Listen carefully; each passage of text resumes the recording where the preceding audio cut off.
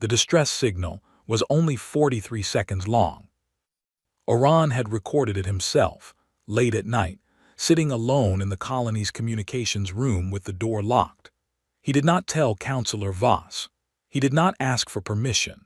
He had listened to the Vreth raider ships circling the outer docks for 3 weeks, watched 2 cargo haulers get stripped clean, and decided that asking for permission was no longer something he had time for. The Drothi had no military. They never built one. For 400 years they had survived on trade agreements, diplomatic favors, and the understanding that attacking them was more trouble than it was worth. That understanding had held, more or less, until the Vreth decided it no longer did. The signal was simple: colony designation, location coordinates, a brief description of the threat.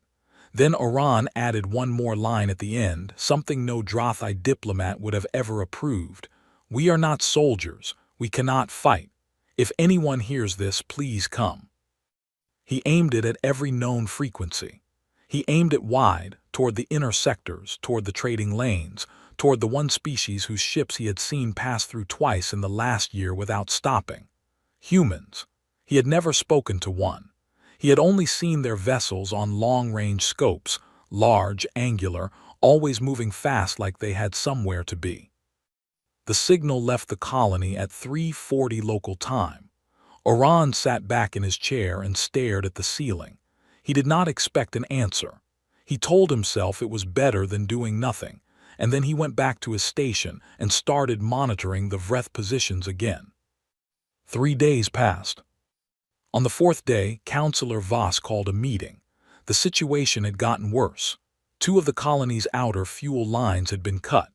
The Vreth were not attacking, not yet, but they were tightening the circle. Voss believed they were waiting for the colony's power reserves to drop low enough that resistance would be impossible. He laid this out calmly, the way he laid out everything, and then asked if anyone had ideas. Nobody spoke for a long moment. Oran thought about the signal he had sent. He almost said something. Then he decided not to, because it had been 4 days and there was no reply, and bringing it up now would only make people feel worse. The meeting ended without a plan. That same afternoon, at a human deep space relay station roughly 9 light-years away, a technician named Hessa picked up the signal on a routine scan. She flagged it immediately. Her supervisor read it, forwarded it up the chain, and within 6 hours it had reached Fleet Command. Admiral Rowe read it at his desk. He read it twice. Then he pulled up the star charts for that sector, checked the Vreth activity logs that intelligence had been compiling for the last 18 months, and sat quietly for about 2 minutes. His adjutant asked if he wanted to convene a strategic review. Rowe said no. He asked how many ships were currently in formation at the 7th staging point. The adjutant checked: 214 vessels, carriers, destroyers, support ships, a medical frigate, 3 engineering haulers. Rowe said, "Send them all." The adjutant looked up from his screen. He asked if Rowe meant a detachment, a patrol wing, a response unit. Rowe said he meant all of them. There was a short pause. The adjutant nodded and started making calls.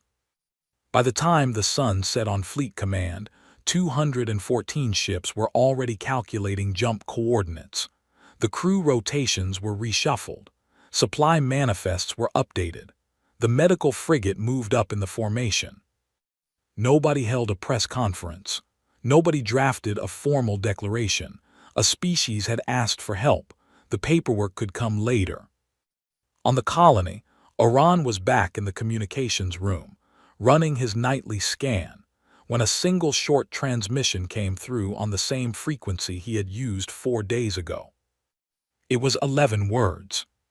"Signal received. Hold your position. Help is on the way." Oran read it 3 times. He checked the source tag, Human Fleet Command. He sat very still for a moment and then, with his hands shaking slightly, he saved the message and went to find Counselor Voss. Outside, the Vreth ships kept circling. Their lights moved slowly across the dark, the same slow, patient circles they had been making for weeks. They had no idea what was coming. Nobody on the colony did either, not really. Oran only knew that someone had heard them. Someone had answered. And somehow in that moment that felt like enough. He found Voss in the corridor and handed him the printout without saying a word. Voss read it. He looked up. Oran said, "I sent a signal." Voss looked at the message again. Then he looked out the corridor window at the circling Vreth ships. He did not say anything for a long time. Counselor Voss did not sleep that night. He sat in his office with the 11-word message on his desk and thought about what it meant. He had spent 30 years in Drothi diplomacy. He understood how species communicated through channels, through intermediaries, through carefully worded proposals that took months to draft. This message had none of that. No formal header, no listed terms, no indication of what help would look like or what it would cost. Just hold your position. Help is on the way. He did not know what to make of it. He was not sure he trusted it. But he also had no other options, so by morning he had made a decision. He told no one else on the colony about the message. Not yet. If it came to nothing, there was no reason to give people hope and then take it away. The Vreth tightened their formation on the 6th day. 3 of their ships moved from the outer perimeter to the middle ring, positioning themselves directly above the colony's main landing platform. It was not an attack. It was pressure. The Vreth commander, a broad-shouldered figure named Grek, sent a short transmission to Voss. The colony had 4 days to begin transferring its fuel reserves and trade route access codes, or the situation would change. Voss sent back a request for more time to consult with colonial leadership. Grek replied that 4 days was already generous. Voss closed the channel and stared at the wall for a while. Oran was in the communications room running scans every 2 hours. He was not looking for anything in particular. He just needed to feel like he was doing something. On the second scan of the afternoon, he picked up movement on the long-range array. Far out at the edge of sensor range, there was a distortion pattern. Not a ship, not a debris field, something else. He ran it through the analysis system. The system returned an error. He ran it again. The system said the reading was too large to categorize and asked him to check the sensor array for damage. He checked the array. It was fine. He sat with the reading for 20 minutes, adjusting the scan parameters, trying to get a cleaner picture. What he eventually got was not cleaner. It was just bigger. The distortion was not one object. It was many objects moving in formation, still far enough away that the sensors could not get an exact count. His first thought was that the Vreth had called reinforcements. His second thought, a few seconds later, was that the Vreth ships outside were also pointing their sensors at the same direction, and they had gone very quiet. He walked quickly to Voss's office and knocked twice. Voss opened the door. He saw Oran's face and stepped aside without asking questions. They went to the main console together. Oran pulled up the readings. Voss leaned in and studied them for a long moment, his hands clasped behind his back in the careful way he had when he was trying not to show what he was thinking. He asked Oran what the estimated count was. Oran said the sensors couldn't give a confirmed count. The system kept flagging it as an error, but the formation displacement, based on the mass readings, was consistent with somewhere between 180 and 230 vessels. Voss was quiet. Oran said, "I thought it was the Vreth at first." Voss pointed at the directional tag on the reading. The formation was coming from the inner sectors, from human space. Neither of them said anything for a moment. Outside on the Vreth command ship, Grek was having a much less calm reaction. His sensor officer had given him the same reading 3 minutes ago. Grek had demanded a recount, then a recount of the recount. The number did not change. He hailed his 2 nearest captains. Both of them confirmed the reading. Both of them sounded like they were working very hard to keep their voices steady. Grek pulled up everything his intelligence files had on human fleet doctrine. It was not much. Humans were a known species, not a major power, not a threat anyone had prioritized. They had colonies. They had trade ships. They had a military, but no one had ever seen them deploy it at scale because no one had ever given them a reason to. There was nothing in the files about what they did when someone asked them for help. Greg sent a transmission to the colony. He asked Voss directly whether the colony had any relationship with the incoming fleet. Voss looked at Iran. Iran thought about the 11-word message still sitting on the desk. Voss told Greg that the colony had reached out to several contacts in the inner sectors and that the situation was developing. Greg ended the transmission. Iran asked Voss what that meant for the 4-day deadline. Voss said he suspected the timeline had just changed. He was right. By the end of the hour, the Vreth ships had stopped circling and repositioned themselves facing outward, away from the colony, toward the edge of sensor range where the formation was still coming in, still growing on the screen, still not slowing down. They came out of faster-than-light travel in one wave. Not in sequence, not ship by ship, all of them at once, 211 vessels dropping into real space across a front so wide that the Drothi colony's sensor array could not fit the entire formation on a single display. The system split it automatically into 4 panels just to show the full picture. Iran stared at all 4 panels.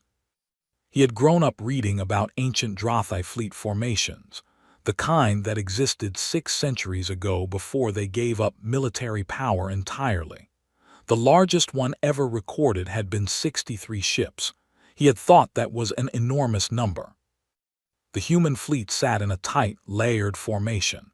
Carriers at the back, destroyers spread forward in a wide V, smaller fast-response ships at the edges, the medical frigate and engineering haulers tucked into the middle of the formation where nothing could reach them easily. It was not a parade arrangement. It was a working shape, the kind you used when you expected to need everything you brought.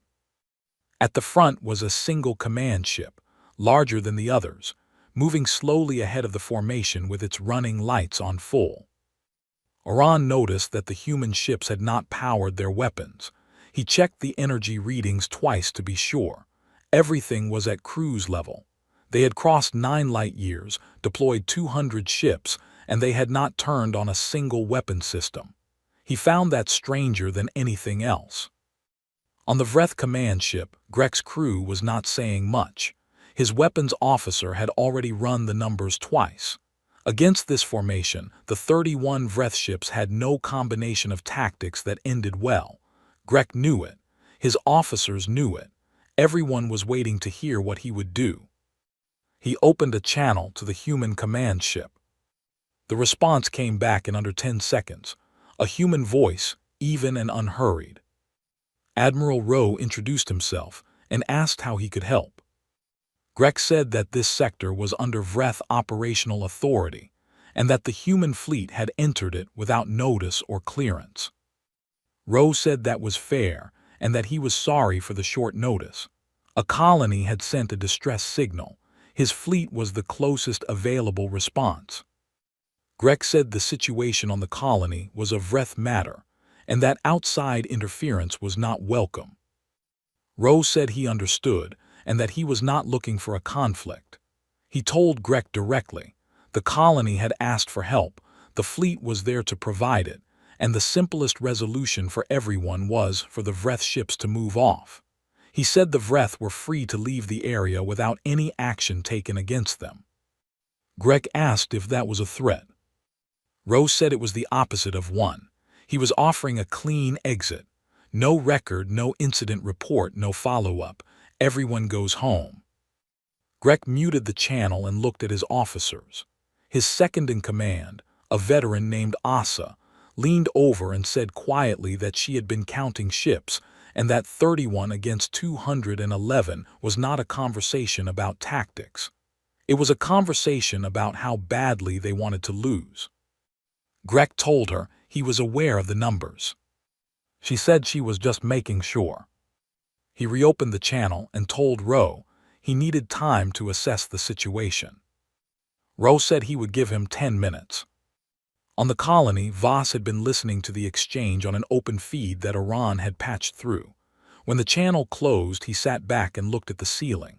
He had been in enough negotiations to know the rhythm of them, the back and forth, the careful language, the room that got left for each side to feel like they had a choice. This had none of that. Rowe had offered one option and set a clock. That was not negotiation. That was something else. He asked Iran what he thought. Iran said he thought the humans had not come here to negotiate. Voss asked what they had come to do. Iran thought about the 43-second signal he had sent, the one Voss had never approved, the one that had said, "We cannot fight, please come." He said, "I think they came to do exactly what I asked."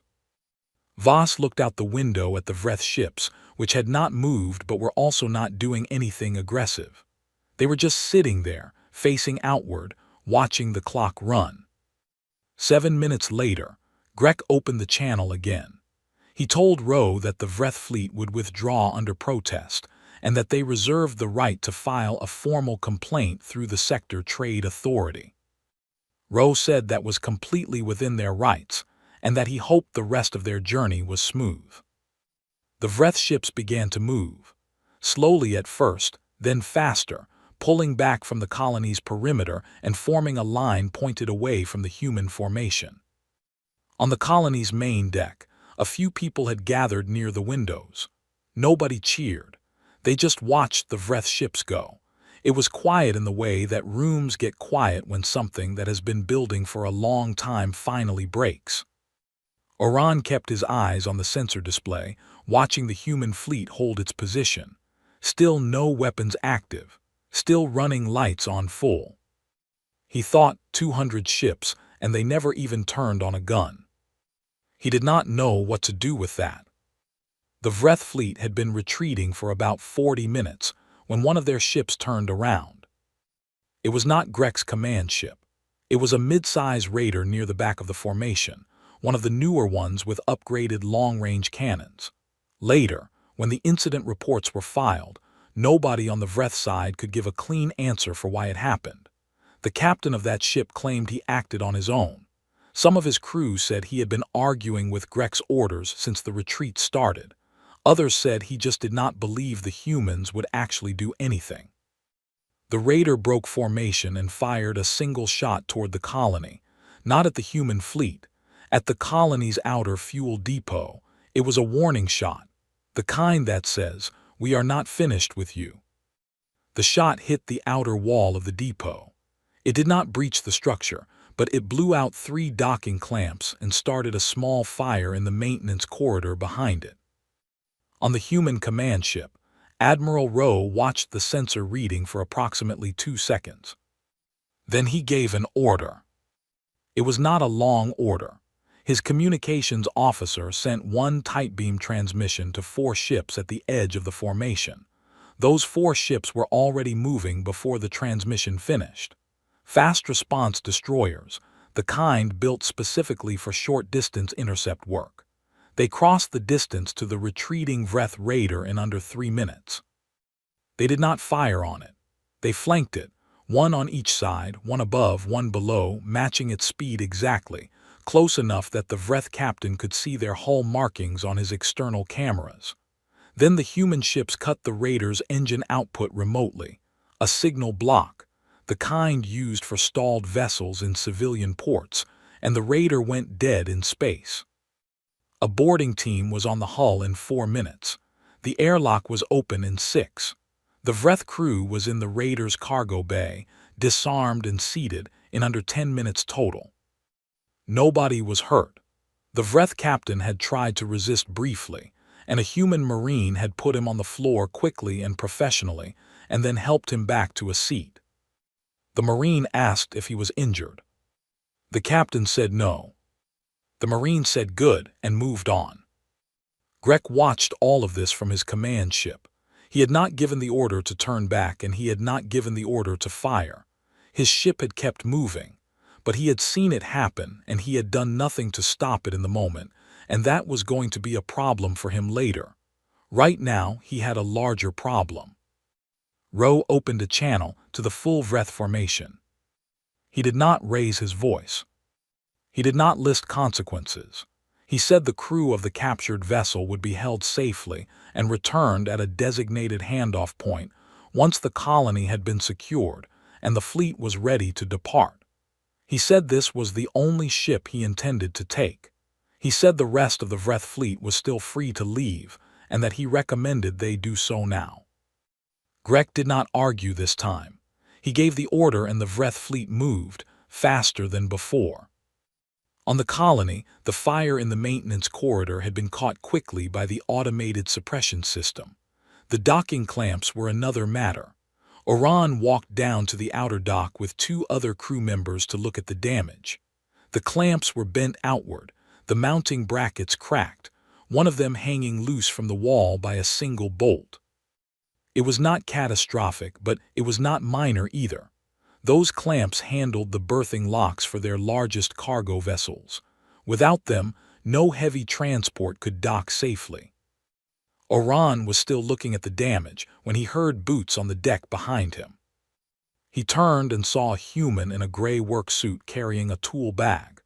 The human introduced himself as Mick Rains, Fleet Engineering. He said a shuttle had landed at the secondary dock 10 minutes ago and that his team was here to do a damage survey if that was all right. Oran said that was fine. Mick walked up to the broken clamps, crouched down, and looked at them the way someone looks at a problem they have already half solved in their head. He opened his bag. He took out a scanner, ran it along the mounting wall, made a short note, and then took out a wrench and started on the hanging bracket without saying anything else. Oran watched him work for a moment.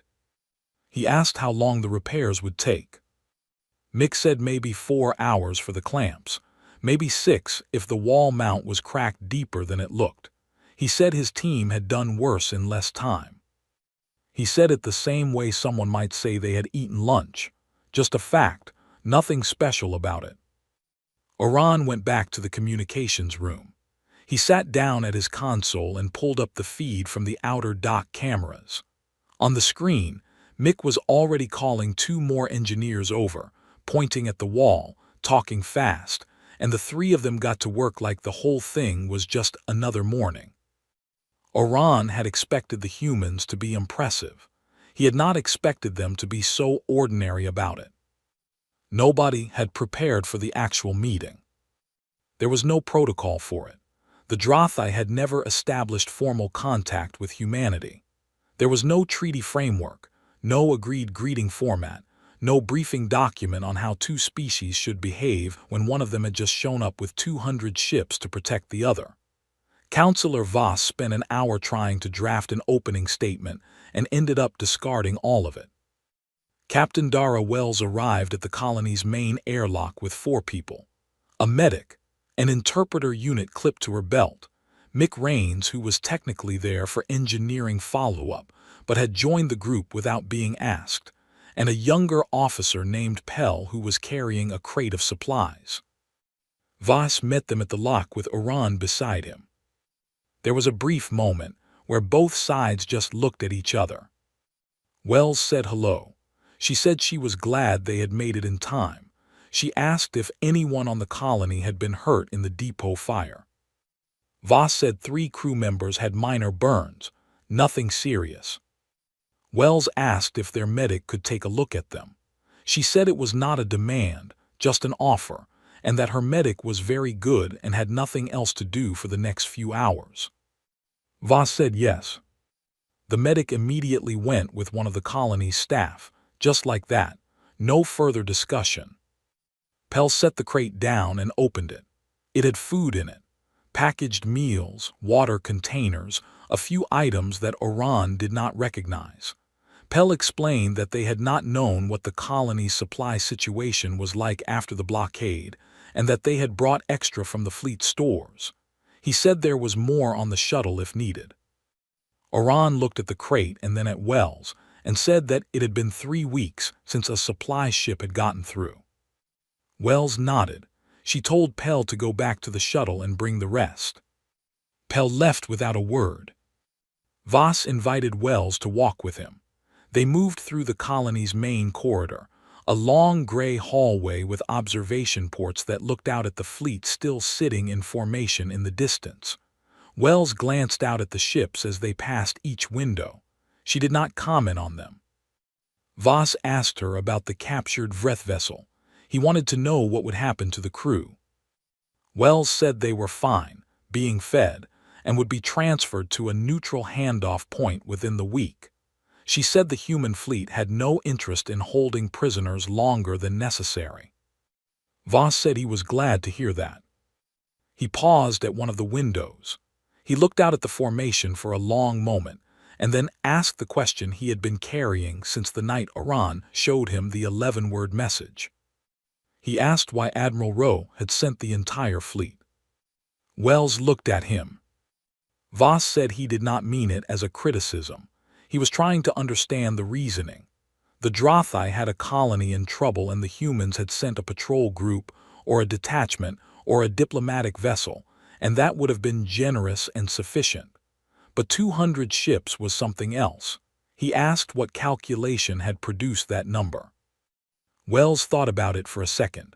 Not long, like she was just finding the right words for something she already knew. She said there was no calculation. She said when the signal came in, Rowe had looked at the threat level and matched it. The Vreth had 30 ships in the area with more available. You do not send 10 ships to counter 30. You send enough that the other side does not have to think twice about what happens next. Voss said, but you did not know us. We had no agreement, no alliance, no history. Wells said that was true. Voss said, then why? Wells looked out the window at the fleet. She said, you asked. Voss was quiet for a moment. He had spent his career in rooms where everything had a price, where help came with conditions attached, where the fine print mattered more than the headline, where generosity was usually a different kind of transaction. He did not know what to do with an answer that had no fine print. Oran, who had been walking 2 steps behind them the whole time, quietly took out a small recorder and saved the last 30 seconds of audio. He was not sure why. It just felt like something he should keep. Later, back at the docks, Mick and his team had finished the clamp repairs in 4.5 hours, under the estimate. Mick tested each one twice, noted the readings on his tablet, and then walked the dock slowly with his eyes on the ceiling, looking for anything else that needed attention. He found a cracked support beam 3 sections down that had nothing to do with the Vreth attack, just age and wear. He called over one of his engineers and pointed at it. His engineer asked if they had the materials for it. Mick said they had brought extra. Nobody had asked him to fix it. It was just broken and he was there and it needed doing. Oran watched this from the upper walkway and thought that maybe this was the part nobody had written into the briefings. The humans were not just fast and well-armed. They just kept going, like the job was never quite finished until they were actually back on the shuttle. The Vreth intelligence report took 9 days to reach the high command. It was written by a senior analyst named Drev, who had spent the last 2 years compiling data on minor species in the outer sectors. Humans had been on her list, but low priority. She had updated the file twice in 3 years, both times for routine reasons. She updated it now for a different reason entirely. The report was 12 pages. The first 3 covered the fleet response itself: ship count, formation type, response time, weapons status during the standoff. That section was factual and clean. The last 9 pages were where Drev had clearly struggled because the facts stopped making sense in the usual framework. She wrote, the human fleet traveled 9 light-years in response to a distress signal from a species they had no treaty with, no trade agreement with, and no recorded prior contact with. They deployed their full available formation. They secured the target area, repaired the colony's infrastructure, provided medical and supply support, and departed without claiming any territorial rights, resource agreements, or formal acknowledgement of debt from the colony. The captured Vreth crew was returned unharmed at the agreed handoff point. No demands were made. She had gone back through her records looking for a precedent. She found nothing comparable. She wrote, "Standard military analysis assumes that resource deployment is proportional to expected strategic return. This action does not fit that model. The humans spent significant fuel, crew time, and fleet capacity on a colony that offers them nothing they did not already have. The only triggering factor was the distress signal itself." She sat with that sentence for a while before she continued. She wrote, "It may be that humans respond to distress calls the way other species respond to direct threats, not as calculation but as reflex. If that is accurate, the practical implication is this: any species in distress within human communication range is effectively under human protection, whether or not any formal agreement exists. The cost of testing that boundary, as the Drothi situation demonstrated, is high." Her recommendation at the end of the report was brief. She suggested removing all Drothi trade routes and colonies from active Vreth target lists, not because the Drothi had become powerful, because the humans had noticed them. The High Command read the report. There was a meeting. The meeting was not long. The recommendation was approved. The Drothi corridor was quietly removed from the raid schedule that same week. No announcement. No formal communication to the Drothi or to humanity. It simply stopped being a target. On the colony, the fleet had begun its departure sequence over the course of 2 days. Ships peeled off in groups, jumping back toward their staging point. The medical team left on the second morning after completing a full colony health survey that nobody had requested, but everyone was grateful for. Mick's engineering crew was the last to go, running a final check on the repaired clamps before heading back to their shuttle. Oran walked them out. At the shuttle door, Mick shook Oran's hand, which was a human gesture Oran had read about but never experienced. The grip was firm. Mick said, "You've got solid bones in this place. Just need some upkeep." He said it like he was talking about a house. Then he picked up his tool bag and got on the shuttle. The last ship in the human formation jumped out at 1400 hours local time. One moment the formation was there on the sensors, a dense cluster of 200 vessels sitting quiet in the dark. Then it was gone, not slowly, all at once. Oran sat at his console and looked at the empty sensor display for a while. He pulled up a blank transmission form. He typed for several minutes, deleted most of it, and started again. The second version was shorter. He sent it on the same frequency he had used for the distress call. It said, "This is Oran, Communications Officer at Drothi Colony 7. We are safe. The fleet has gone. We wanted to say thank you.